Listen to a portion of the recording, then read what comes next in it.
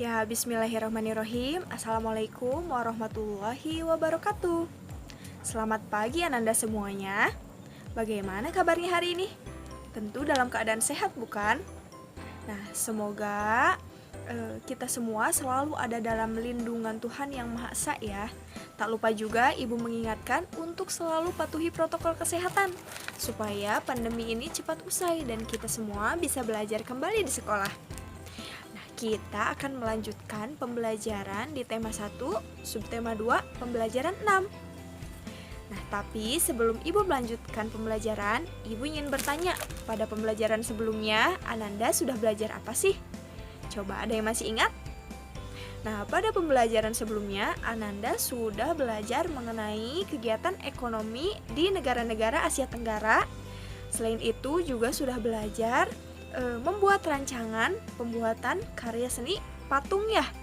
Nah, pada pembelajaran kali ini Ananda akan belajar membuat kesimpulan dari teks laporan yang Ibu bacakan.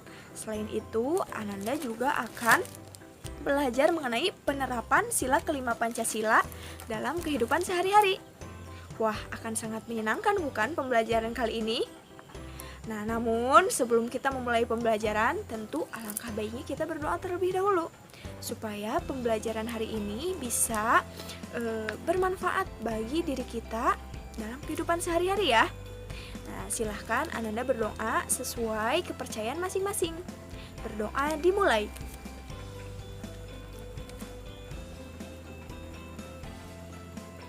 Berdoa selesai. Ya, untuk itu, simak video Ibu baik-baik dan catat hal-hal pentingnya pada buku catatan kalian. Dan tak sungkan juga silahkan Ananda bertanya ya pada kolom komentar. Nah, untuk itu simak videonya dan selamat belajar. Ya, selama subtema 2 ini mengenai hewan sahabatku, Ananda sudah banyak belajar bukan? Mengenai hewan-hewan dari mulai cara berkembang biaknya dan hewan-hewan dari berbagai negara-negara di Asia Tenggara. Nah, itu menumbuhkan rasa sayang kita terhadap hewan-hewan di sekeliling kita, bukan? Nah, di sini Ibu ingin bertanya, adakah di antara Ananda yang pernah melihat langsung hewan kelelawar? Atau yang pernah melihat dan mengetahui hewan kelelawar? Nah, Ibu mempunyai 7 fakta menarik mengenai hewan kelelawar. Yuk, mari kita bahas bersama-sama. Hewan kelelawar ini memiliki indera pendengaran yang sangat baik, bahkan lebih baik daripada manusia loh. Nah, selain itu ada 7 fakta menarik lainnya, yakni yang pertama, kelelawar merupakan hewan mamalia. Hewan mamalia itu hewan yang menyusui. Ya, yang kedua, tubuh kelelawar itu sangat bersih. Yang ketiga, pada umumnya kelelawar mempunyai 1 anak dalam 1 tahun. Yang keempat, kelelawar bisa hidup 20 sampai 30 tahun. Wah, cukup lama juga ya hidupnya. Yang kelima, kelelawar berperan besar dalam penyebaran dan penyerbukan tanaman. Ya. Nah, yang keenam, kotoran kelelawar yang menempel pada gua justru akan melestarikan ekosistem. Karena pada kotoran tersebut, beberapa bakteri dan organisme lain menggantungkan hidup. Yang ketujuh, kelelawar hidup di siang hari dan mencari makan di malam hari. Nah, hewan yang lebih aktif di malam hari itu biasanya disebut dengan hewan nokturnal, ya. Nah, walaupun kita jarang bertemu langsung dengan kelelawar, tentu kita tidak ada salahnya mengetahui mengenai fakta-fakta menarik tentang hewan kelelawar tersebut ya. Nah, juga kita harus bersyukur atas adanya hewan kelelawar karena dengan kelebihan-kelebihan tersebut ternyata sangat bermanfaat juga bukan untuk lingkungan kita dan ekosistem di alam, dari mulai membantu penyerbukan ya, jadi tempat hidup organisme lain ya. Nah, dari fakta yang paling menarik yang Ibu paling soroti yakni bahwa kelelawar mempunyai pendengaran atau indera pendengaran yang lebih baik daripada manusia. Nah, Ibu akan mengajak kalian bersimulasi sebagai kelelawar yang memiliki pendengaran yang baik. Karena tugas kalian di sini akan menyimak ya, menyimak teks laporan yang akan Ibu bacakan.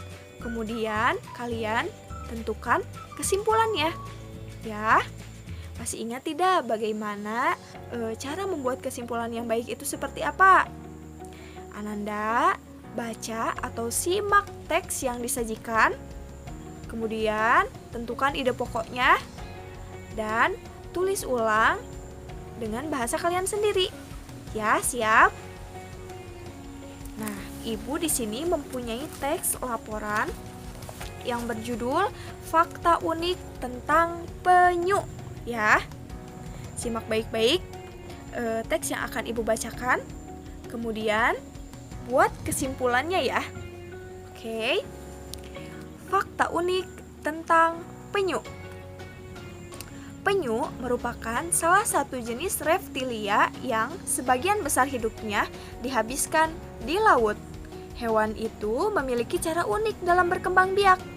Penyu yang siap bertelur biasanya akan berenang menuju tepi pantai. Setibanya di pantai, penyu akan menggali pasir hingga cukup dalam untuk menyimpan telur-telurnya. Tujuannya agar telur-telur penyu tidak diburu oleh pemangsa. Penyu biasanya mengeluarkan 30 hingga 150 butir setiap masa bertelur.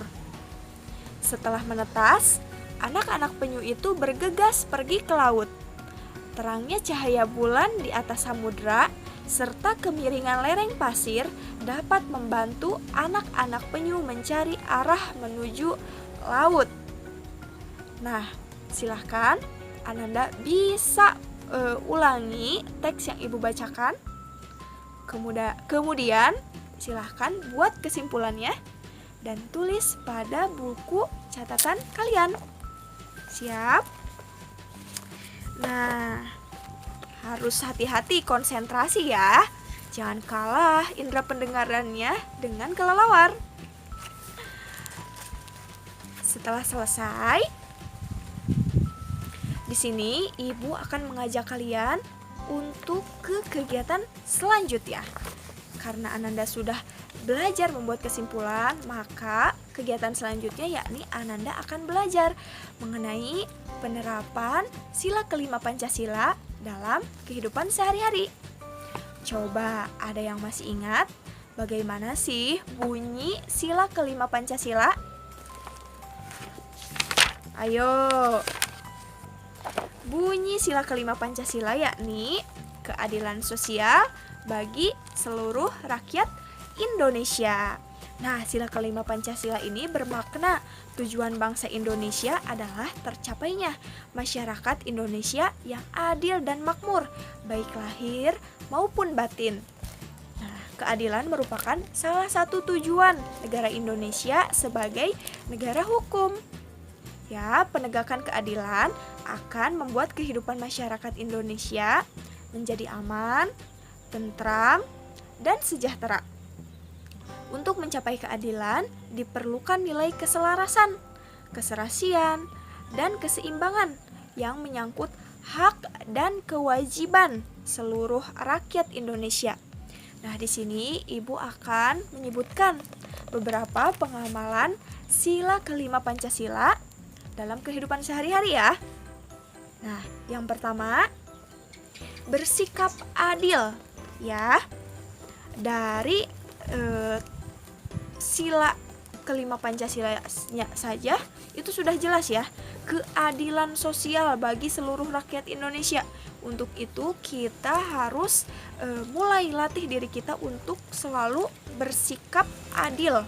Adil itu bukan berarti sama ya, tapi menempatkan sesuatu berdasarkan porsinya ya. Misalkan Ananda ini masih SD kelas 6, sedangkan Ananda mempunyai kakak yang sudah duduk di perkuliahan atau di bangku kuliah. Kakak Ananda tersebut memperoleh uang jajan sebesar 50.000 satu harinya, sedangkan Ananda hanya 5.000. Nah, terus Ananda bilang ke orang tua, ibu bapak itu tidak adil karena memberi saya uang jajan 5.000 sedangkan kakak 50.000. Nah, itu bukan bentuk ketidakadilan ya. Justru orang tua adil karena menempatkan sesuatu sesuai dengan kebutuhan dan porsinya. Kan Ananda masih sekolah dasar, kebutuhannya juga beda dengan kakak yang sudah di bangku kuliah ya. Nah, jadi sangat wajar Ananda memperoleh uang jajan misalkan hanya 5.000, sedangkan kakak 50.000 ya. Jadi adil itu bukan berarti sama ya, tapi menempatkan sesuatu berdasarkan porsinya atau sesuai porsinya ya. Nah, selanjutnya yang kedua, setelah kita harus membiasakan bersikap adil, yakni menjaga keseimbangan antara hak dan kewajiban. Nah, hak dan kewajiban. Kewajiban itu yang harus kita tunaikan atau yang harus kita laksanakan. Sedangkan hak adalah sesuatu yang harus kita dapatkan setelah kita melaksanakan kewajiban. Jadi jangan terbalik. Kita terlalu banyak menuntut hak sedangkan kewajibannya tidak pernah dilaksanakan. Misalkan dalam kehidupan sehari-hari contohnya, Ananda terus saja misalkan minta uang jajan kepada ibu bapak. Itu menuntut hak. Kan itu sudah hak saya bu ya memperoleh uang jajan. Nah tapi Ananda tidak pernah melaksanakan kewajiban. Kewajiban belajar, kewajiban membantu orang tua misalkan di rumah untuk menyapu, untuk melakukan pekerjaan-pekerjaan ringan di rumah misalkan, atau kewajiban hanya untuk menyiram tanaman pun misalkan Ananda tidak pernah laksanakan, tapi Ananda sangat sering menuntut hak uang jajan misalkan. Nah tentu itu tidak seimbang ya. Nah Ananda harus mulai belajar menyeimbangkan antara hak dan kewajiban. Lebih bagus tunaikan dulu kewajibannya, baru secara otomatis nanti haknya juga akan Ananda peroleh. Siap? Nah, selanjutnya yang ketiga, menghormati hak-hak orang lain. Nah, yang berhak mendapatkan hak itu tidak hanya diri kita, ya, melainkan orang lain juga memiliki hak, ya. Nah, oleh karena itu kita wajib menghormati hak-hak orang lain. Selanjutnya, suka memberi pertolongan kepada orang lain. Nah, sebaik-baiknya manusia tentu menjadi manusia yang bermanfaat ya. Nah, bermanfaat itu bukan hanya atau menolong orang lain itu bukan hanya memberikan uang, bukan hanya menyalurkan sebagian harta kita, tapi membantu lewat tenaga, membantu lewat pikiran, misalkan membantu teman yang sedang kesusahan ya. Tidak harus selamanya membantu itu dengan uang. Jadi Ananda harus peka dengan lingkungan sekitar. Coba lihat teman kita atau tetangga kita memerlukan bantuan kita atau tidak. Jangan sungkan-sungkan untuk ditolong ya. Nah, yang selanjutnya itu tidak bersifat boros dan bergaya hidup mewah. Nah, walaupun kita misalkan dari keluarga yang berada, yang mempunyai kecukupan dalam segi ekonomi, tapi memiliki gaya hidup tidak boros dan tidak bermewah-mewahan, tentu itu sesuai dengan sila kelima ini ya. Karena hidup boros itu atau hidup bermewah-mewahan itu juga tidak baik. Kita harus belajar berempati terhadap hidup orang lain. Juga harus belajar untuk memanage. Memanage itu mengatur ya keuangan kita, ya kehidupan kita, pola hidup kita itu harus diatur. Tidak selamanya ketika kita mempunyai kecukupan ekonomi kita harus bermewah-mewahan. Itu tidak harus ya. Hidup sederhana tentu akan lebih baik. Nah, selanjutnya tidak melakukan perbuatan yang merugikan kepentingan umum. Nah, kita kan hidup di negara yang banyak penduduknya. Kita juga sebagai manusia sosial atau makhluk sosial, ya, tentu tidak lepas dari yang namanya orang lain atau campur tangan orang lain. Kita sebagai pribadi yang mandiri juga tidak boleh mengganggu eh, kepentingan umum, ya. Nah, selanjutnya menghargai hasil karya orang lain. Jangan sombong loh dengan hasil karya sendiri. Kita juga harus belajar menghargai hasil karya orang lain. Ya, misalkan nih, kita kan sedang ada proyek pembuatan patung ya. Nah, hasil karya orang lain, baik bagus maupun menurut kita kurang bagus, tentu harus kita hargai ya. Karena orang lain membuat hasil karya tersebut tidak mudah. Mungkin melalui perjuangan yang berat juga ya. Jadi, dari contoh-contoh yang sudah Ibu sebutkan, yuk kita sama-sama belajar untuk hidup sesuai dengan sila kelima Pancasila. Ya, dalam kehidupan sehari-hari, tentunya itu akan bermanfaat bagi diri kita maupun lingkungan kita. Ya, ajak anggota keluarga juga untuk sama-sama hidup sesuai dengan sila kelima Pancasila ya. Yang tadi harus bersikap adil, tidak boros, tidak bermewah-mewahan, menghargai orang lain ya. Nah, di sini Ibu punya satu kasus cerita. Siap, yang nantinya silahkan kalian pecahkan berdasarkan pertanyaan yang Ibu akan berikan ya. Simak baik-baik ya. Kalau di buku itu halaman 107 ya, kalau di buku tema. Siti dan teman-temannya diundang menghadiri acara syukuran di rumah Udin. Di sana banyak makanan. Di meja sebelah kiri ada ayam goreng, sate ayam, dan ikan bakar. Di meja sebelah kanan terlihat ada rendang dan soto ayam. Wah, Siti dan teman-temannya bingung memilihnya. Semua terlihat enak. Benny mulai berjalan mengambil 10 tusuk sate ayam, 2 rendang, dan sepotong ikan bakar. Siti mengambil 3 tusuk sate saja. Edo mengingatkan Benny agar mengambil makanan secukupnya saja. Nah, dari situasi tersebut, coba kalian pecahkan dan jawab pertanyaannya ya. Yang pertama, apa pendapatmu tentang sikap Benny? Coba, Benny membawa makanannya cukup banyak ya. Bagaimana pendapat kalian tentang sikap Benny tersebut?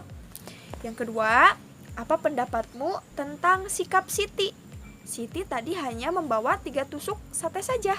Coba, menurut pendapat Ananda, itu sudah bagus atau bagaimana? Ya. Yang ketiga, apa pendapatmu tentang sikap Edo? Nah, apakah yang dilakukan oleh Benny itu sudah sesuai dengan sila kelima Pancasila? Benny melakukan pemborosan loh, ya, dan hal tersebut tadi tidak baik bagi lingkungan dan keberlangsungan hidup orang banyak. 10 tusuk sate, wah, apakah itu akan menjadikan yang lain kebagian juga satenya? Tentu akan cepat habis ya, karena Benny mengambilnya sampai 10 tusuk. Nah, pemborosan yang dilakukan Benny dapat berakibat langkanya sumber hewani sebagai sumber makanan. Selanjutnya, bersikap adil, menghormati hak-hak orang lain, suka memberi pertolongan, tidak boros, tidak bergaya hidup mewah, yang tadi sudah kita bahas bersama-sama ya. Nah, itu merupakan yang harus kita senantiasa latih oleh diri kita dalam kehidupan sehari-hari ya. Nah, coba silahkan Ananda jawab pertanyaannya berdasarkan situasi yang sudah Ibu bacakan pada buku catatan kalian.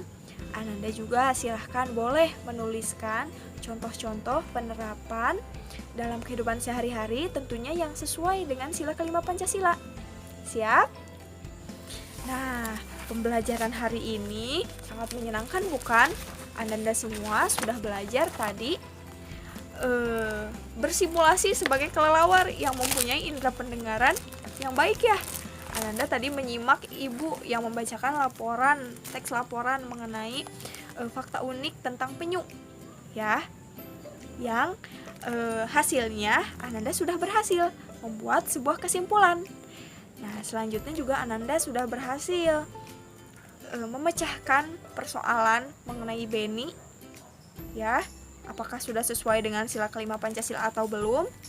Ya kan? Nah, alhamdulillahirrahmanirrahim, kita sudah berada di ujung pembelajaran. Mudah-mudahan ilmu yang kita pelajari hari ini bisa bermanfaat bagi kita semua. Ya, jaga terus protokol kesehatannya, semangat terus dalam belajarnya. Jangan lupa untuk terus membantu orang tua di rumah juga ya, berbakti pada orang tua di rumah. Itu menjadi anak soleh-soleha itu tentu menjadi tujuan kita yang utama ya. Jangan terlalu banyak main handphone yang tidak penting ya, Ibu titip. Nah, cukup sekian dari Ibu. Silahkan Ananda pelajari ulang dan kerjakan tugasnya semaksimal mungkin. Siap? Nah, Ibu mohon maaf apabila terdapat banyak kekurangan. Cukup sekian dari Ibu. Assalamualaikum warahmatullahi wabarakatuh.